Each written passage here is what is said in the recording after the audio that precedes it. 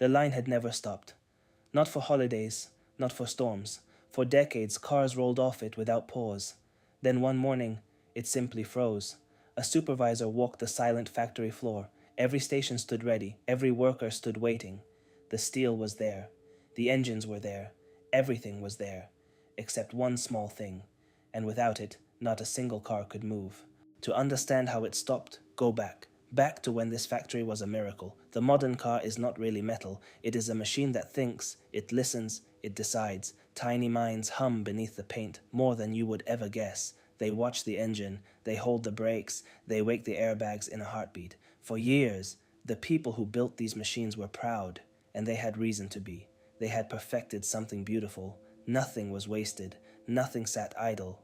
Parts arrived exactly when needed, not a day early, not an hour late. They called it lean, they called it genius. A supply line stretched across the planet, timed like a clock. Every piece flowed in at the perfect moment. It saved fortunes, it won awards. It became the model the whole world copied. But a clock has no mercy. If one gear slips, the whole thing stops. The builders knew this. They chose to believe it never would. They trusted the machine they had made. They trusted it completely, and somewhere quietly one man did not. His name was Willie Shea. He taught at Harvard, but he had spent a lifetime inside factories. He had watched them from the inside. He knew where the bodies were buried. For years he said the same thing. He said it in lectures. He said it in papers. He said it to anyone who would listen. The system was too tight. It had no slack, no cushion, no room to breathe.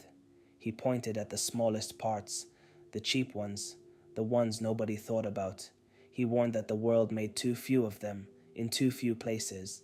A handful of factories, an ocean away, fed nearly every car maker alive. Concentrate everything in one place, he said, then pray nothing ever goes wrong. But something always goes wrong. People nodded. Then they went back to work. The numbers looked perfect. Profits were high. Why fix what was making everyone rich? Others saw it too, engineers who counted the parts. Buyers who traced the long, thin supply lines back to their source. They saw how much depended on so little. They filed their concerns. The concerns went into drawers. The warning had a shape. It was simple. The car had become a computer, and the computer needed a part that almost no one controlled. They buried this file for years. Subscribe, because there are more. Nobody wanted to hear it. A warning costs money to fix. A disaster is always someone else's problem, later. So the machine kept running, faster, leaner, prouder. The buffer shrank to nothing. The margin for error vanished. And then the world caught a fever. It began quietly. A sickness spread across the earth. Factories went dark. People stayed home. The car plants closed their doors. Demand seemed to vanish overnight. So the car makers did the sensible thing. They cancelled their orders. They stopped buying the small parts. Why pay for pieces no one needed? The lines were dead. The lots were full. It looked like caution. It looked wise. But the world did not stay home for long. People trapped inside bought other things. Screens, laptops, toys that glowed and listened, all hungry for the very part the car makers had walked away from. The factories far away did not sit idle. They simply turned. They gave that freed up space to someone else. The seats the car makers had abandoned were filled in days. Then demand for cars came roaring back. The plants threw open their doors. They placed their orders again, confident, certain, and a voice on the other end said the words no one expected. There is nothing left. Get in line. The wait has no end. The line froze, and it stayed frozen. The thing that stopped the mightiest factories on Earth was smaller than a fingernail. It is called a microcontroller, a sliver of silicon, a tiny brain etched into a chip.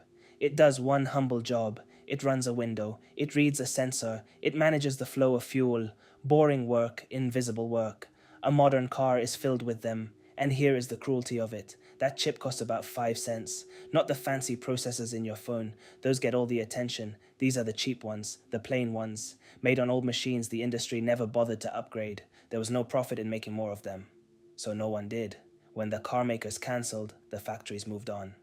They shifted those old machines to richer customers. Phones, laptops, consoles, the parts that earn real money. You cannot half-build a car. You cannot ship one, missing the piece that raises the windows. A machine worth a fortune was held hostage by a part worth pennies, and the lean system everyone admired, it had no reserve, no stockpile, no spare box in the back. When the flow stopped, there was nothing to fall back on. Nothing at all. The genius and the flaw were the same thing. The damage was almost hard to believe. Assembly lines sat still for months. Millions of cars were never built.